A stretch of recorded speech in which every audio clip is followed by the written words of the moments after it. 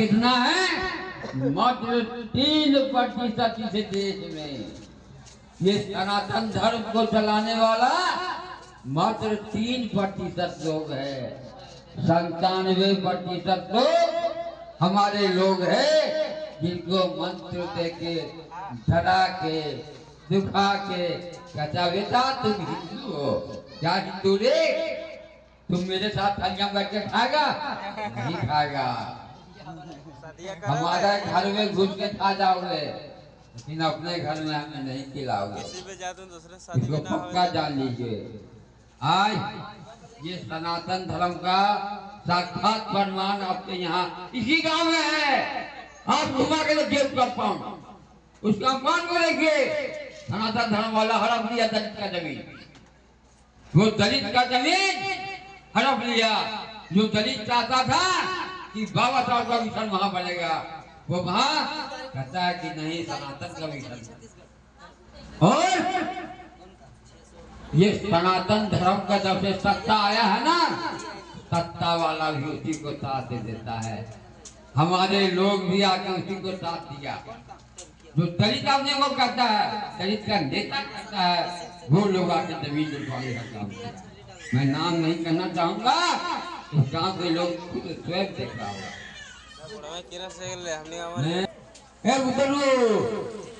यहाँ के नौजवान जो अम्बेडकर फौज बनाया है, अम्बेडकर सेना बनाया है, अम्बेडकर मिशन बनाया है, मैं उनसे कहना चाहूंगा कि बाबा साहब के इतिहास को जानते हुए, बाबा साहब 1923 में समता सैनिक दल का निर्माण किया था। ये अपने नौजवान लोगों को जगाएंगे और सही रास्ते पर लाने का काम करेंगे। बहुत छठा और परिश्रम किया, किंतु ये आरएसएस के लोग 1924 में आरएसएस का झंडा जहां नागपुर में बाबा साहब झंडा को गाड़ा था, समता सैनिक दल का, वहीं उन्होंने आरएसएस का झंडा गाड़ा। उस समय उसका हेड हुआ हेड गवार।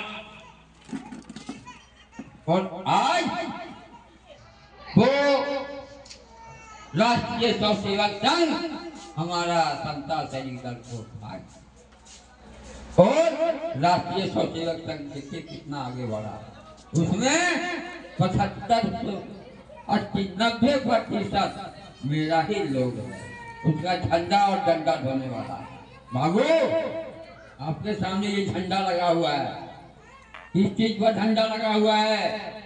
उस डंडे पे बाबा साहब बोले कि बेटा डंडा और झंडा दोनों पकड़ो। जो डंडा पकड़ेगा वो देश को हिलाएगा, अपने आप को संभालेगा। तो समता सैनिक दल का काम था तो बीमारी से बचाना, व्यायाम करवाना और संगठन को मजबूत करना। गिरिडीह में इसका बुनियाद हम लोगों ने डाला था। आज आपके बैनर में देखिए गौतम राजन का लगा हुआ है, जो मुख्य अतिथि था। संजोग उन्होंने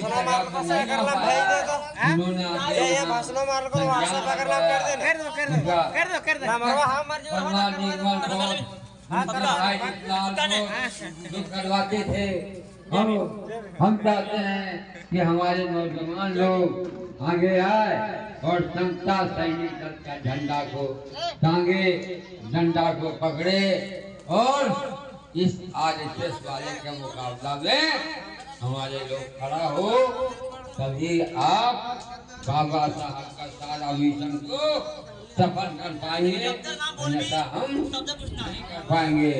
और जिस तरह से जितना प्रेम, जितना भाव और जितना ताकत देकर आपने यहाँ अम्बेडकर गांव बनाया, बाबा साहब का मूर्ति लगाया, उतना ही पावर, उतना ही संघर्ष, उतना ही लेकर सारे बच्चों को यहाँ शिक्षित कीजिए। शिक्षा बुढ़ापा तक भी लोग पढ़ता है। बाबा साहब जीवन भर पढ़ा।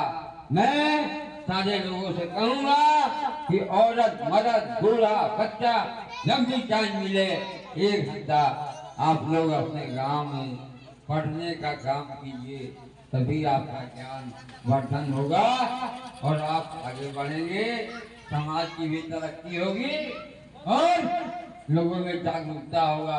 मैं दूसरे को नहीं कोस सकता, मैं अपने आप को कोसूंगा। सारी कमजोरी हमारी है, अंधविश्वास की ओर हम लोग भागते हैं। कहेगा अरे महारानी मैया पठवा दी, ये तो खड़ा में आपत्ति विपत्ति आए थे। क्या आपत्ति आए भैया?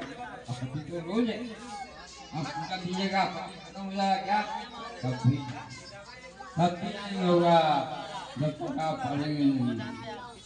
दूसरा सबसे बड़ा चीज हमारे समाज को जो खोखला किया है वो है शराब। मैं अपनी माँ बहनों से अनुरोध करूंगा कि अपने घर में शराब को नहीं घुसने दें, तभी आपका कल्याण होगा, आपके बाल बच्चों का, आपके संसार का, आपके गांव मोहल्ला का सबका कल्याण होगा। बात है भाई बहुत ही है, मैं उतना बोल नहीं पाऊंगा, थक जाता हूँ। अभी साल भर भी नहीं हुआ है, कैंसर का ऑपरेशन कराना है, मुंह हमारा कटा हुआ है, बोल भी नहीं पाते हैं, लेकिन मजबूरी क्योंकि बाबा साहब का ऐसा प्रेम घुसा हुआ है, महात्मा बुद्ध का ऐसा कृपा हमारे ऊपर है कि मैं रुकने वाला नहीं, मरते मरते भी बाबा साहब का मिशन को आगे बढ़ाने का काम करूंगा, महात्मा बुद्ध के संदेश को घर घर पहुंचाने का काम करूंगा। आप लोग सब बाबा साहब के रास्ते पे चले, महात्मा बुद्ध के रास्ते पे चले, कल्याण होने सकते। इसी को कितनी ही बात को बोलकर मैं अपनी वाणी को विराम देता हूँ। नमो बुद्धाय, जय भीम। एक बार प्रेम से बोलिए बाबा साहब अमर।